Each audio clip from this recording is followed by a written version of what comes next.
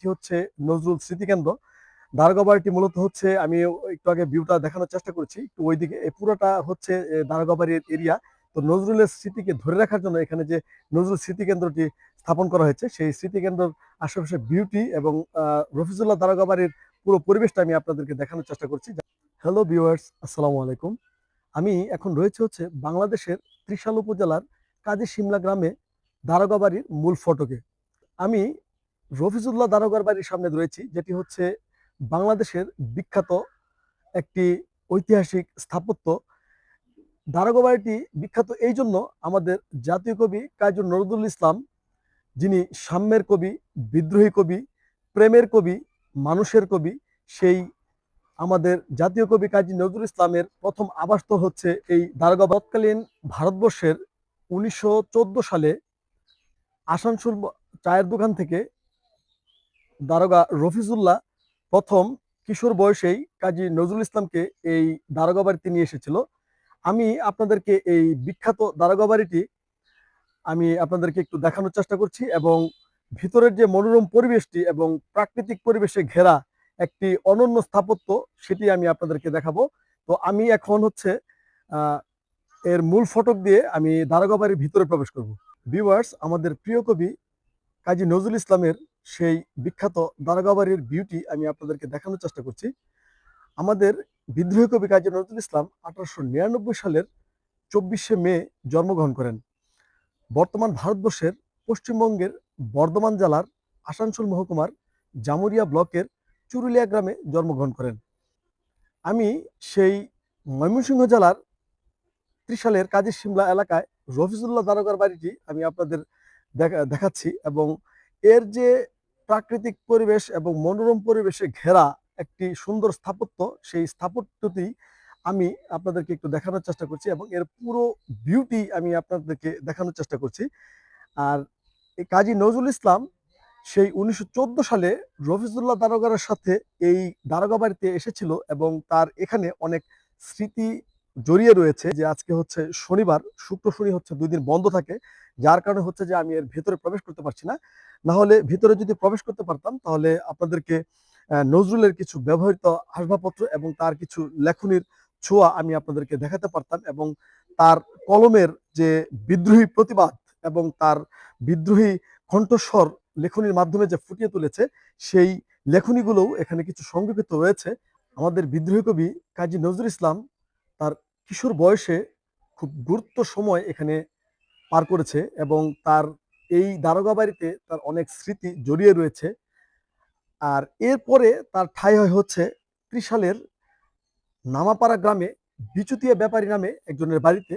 তো এই দুটি বাড়ি মিলিয়ে সে ময়মনসিংহের ত্রিশালে প্রায় 1টি বছর কাটিয়েছেন। আমি এই সম্পূর্ণ দারোগা বাড়ির ভিউটা, এর আশপাশের পরিবেশগুলা আমি আপনাদেরকে একটু দেখানোর চেষ্টা করছি। আপনারা একটু আমার সাথে সাথে একটু উপভোগ করো। এটি এখন হচ্ছে কালের পরিক্রমায় এটি সংশোধিত হয়ে এখন এখানে হচ্ছে যে স্মৃতি, নজরুলকে স্মরণ করার জন্য, তার স্মৃতিকে ধরে রাখার জন্য একটি পাঠাগার প্লাস হচ্ছে মিউজিয়াম স্থাপন করা হয়েছে।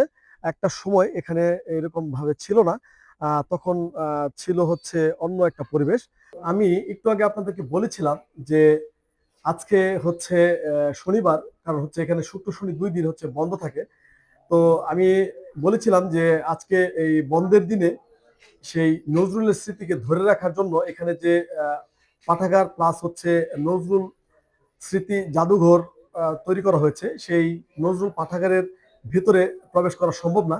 বাট আমার ভাগ্যটা খুবই ভালো, আল্লাহর কাছে শুকরিয়া যে আল্লাহ আকস্মিকভাবে আল্লাহর কুদরতি ক্ষমতা দিয়ে আহ, আমাকে এই নজরুল পাঠাগারের ভেতরে ঢোকার জন্য আমাকে সুযোগ করে দিয়েছে। হঠাৎ করে কিছু ভিজিটর কাজী নজরুল বিশ্ববিদ্যালয় থেকে চলে এসেছে। আল্লাহ যাদের উসিলায় আজকে আমি এই নজরুল স্মৃতি পাঠাগারের ভেতরে প্রবেশ করার সুযোগ পাচ্ছি, এই জন্য আমি আবারও আল্লাহকে ধন্যবাদ জানাই এবং আল্লাহকে অশেষ শুকরিয়া জানাই।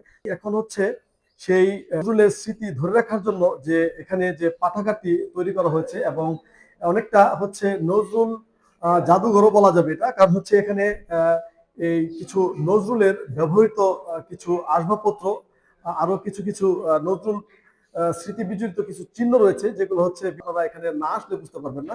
তো আমি এখন হচ্ছে সেই নজরুলের স্মৃতি ধরে রাখার জন্য যে পাঠাগারটি বা নজরুল জাদুঘর তৈরি করা হয়েছে। সেই নজরুল পাঠাগার বা জাদুঘরের ভেতরে আমি রয়েছি।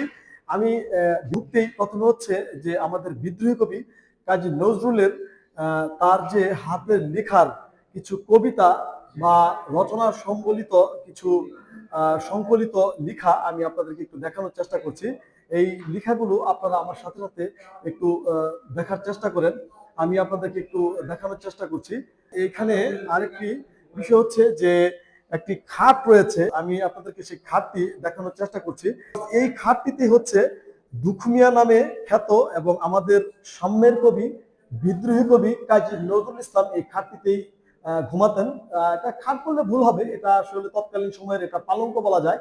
সেই পালঙ্কেই কাজী নজরুল ইসলাম তিনি ঘুমিয়েছেন। সেই পালঙ্কটি আপনাদেরকে দূর থেকে দেখানোর চেষ্টা করছি। আমি এখন হচ্ছে এটার দোতলায় যাচ্ছি, কারণ হচ্ছে 2 তলা বিশিষ্ট এটি একটি ভবন। তো আমি আপনাদেরকে এই দোতলায় নিয়ে যাচ্ছি, সিঁড়ি দিয়ে ভিতরে প্রবেশ করছি। আপনারা আমার সাথে সাথেই থাকুন। আমি আপনাদেরকে এই ভবনটির ফুল দেখানোর চেষ্টা করছি। আমি আপনাদেরকে কিছু বিরল অনেক আগের সংগৃহীত কিছু ছবি আপনাদেরকে দেখাচ্ছি, যেটি হচ্ছে যে আপনি এই নজরুল স্মৃতি সংগ্রহশালায় আসলে আপনি সেই ছবিগুলো আপনি দেখতে পারবেন। আর হচ্ছে ভিউয়ার্স, সব মিলিয়ে হচ্ছে যে কাজী নজরুল হচ্ছে আমাদের প্রেমের কবি। তিনি সবসময় চেয়েছেন হচ্ছে যে তার কবিতার, গল্পের এবং গানের মাঝে তিনি মানুষের কথা বলেছেন এবং মানুষের শোষণ অত্যাচারের বিরুদ্ধে তিনি কথা বলেছেন এবং মানুষের অধিকার নিয়ে কথা বলেছেন। আমি আপনাদেরকে সেই কিছু সংগৃহীত নজরুলের কিছু ছবি আমি আপনাদেরকে দেখানোর চেষ্টা করছি। আপনারা একটু উপভোগ করুন। আমি আর বেশি কিছু কথা বলবো না। তো আমি আপনাদেরকে এই রফিজুল্লাহ দারোগা বাড়িটি দেখানোর চেষ্টা করেছি। আর এটি হচ্ছে নজরুল স্মৃতিকেন্দ্র। দারোগা বাড়িটি মূলত হচ্ছে, আমি একটু আগে ভিউটা দেখানোর চেষ্টা করছি, একটু ওইদিকে এই পুরোটা হচ্ছে দারোগা বাড়ির এরিয়া। তো নজরুলের স্মৃতিকে ধরে রাখার জন্য এখানে যে নজরুল স্মৃতিকেন্দ্রটি স্থাপন করা হয়েছে, সেই স্মৃতিকেন্দ্রের আশেপাশে বিউটি এবং রফিজুল্লাহ দারোগা বাড়ির পুরো পরিবেশটা আমি আপনাদেরকে দেখানোর চেষ্টা করছি। জানি না কতটুকু দেখাতে পেরেছি। বাংলাদেশের ত্রিশাল উপজেলার কাজী শিমলা গ্রামের রফিজুল্লাহ দারোগা বাড়ি এরিয়া থেকে এবং নজরুল স্মৃতিকেন্দ্রের সামনে থেকে বিদায় নিচ্ছি। আল্লাহ হাফেজ।